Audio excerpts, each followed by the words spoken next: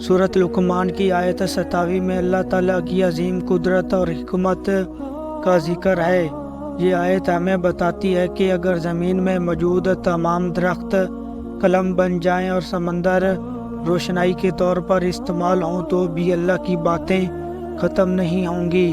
ये दरअसल अल्लाह की अज़मत और इसकी बातों की अहमियत को वाज़िया करती है।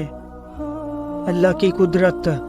इस आयत में ये बयान किया गया है कि अल्लाह ताला की ताकत की कोई हद नहीं। इसकी बातों की अहमियत इस कदर है कि अगर दुनिया के तमाम दरख्त लिखाई के लिए इस्तेमाल हों और समंदर की गहराई में भी कई समंदर हों तब भी अल्लाह की बातें ख़त्म नहीं हो सकती। ये हमें ये पैगाम देता है कि अल्लाह की हिकमत और इल्म लामहदूद हैं। बरकतें और रहमतें। जब हम इस आयत की रोज़ाना तलावत करते हैं तो ये हमारी ज़िंदगियों में बरकतें और रहमतें लाती है। इसके पढ़ने से हमें अल्लाह की रज़ा हासिल होती है और अल्लाह ताला हमारे घरों को नेमतों से भर देता है। मुसलमानों के लिए पैगाम। इस आयत की तलावत ख़ास तौर पर इन मुसलमान घरानों के लिए बहुत अहम है जहाँ औरतें इसको पढ़ती हैं।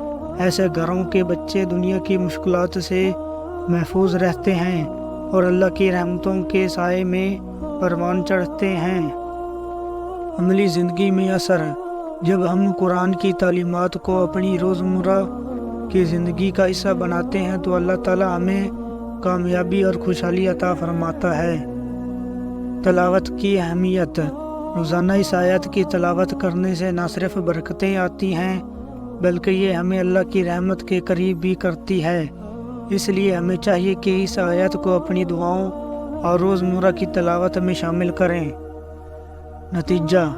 सूरत लुकमान की ये आयत हमें ये सिखाती है कि अल्लाह की कुदरत के सामने हमारी तमाम बातें हीच हैं। इस आयत की तलावत से हमें रूहानी सुकून मिलता है और हमारी ज़िंदगी में खुशियाँ और बरकतें आती हैं। इसलिए आज से ही इस आयत की रोज़ाना तलावत को अपना मामूल बनाएं और अल्लाह की रहमतों की बारिश का मुशाहिदा करें।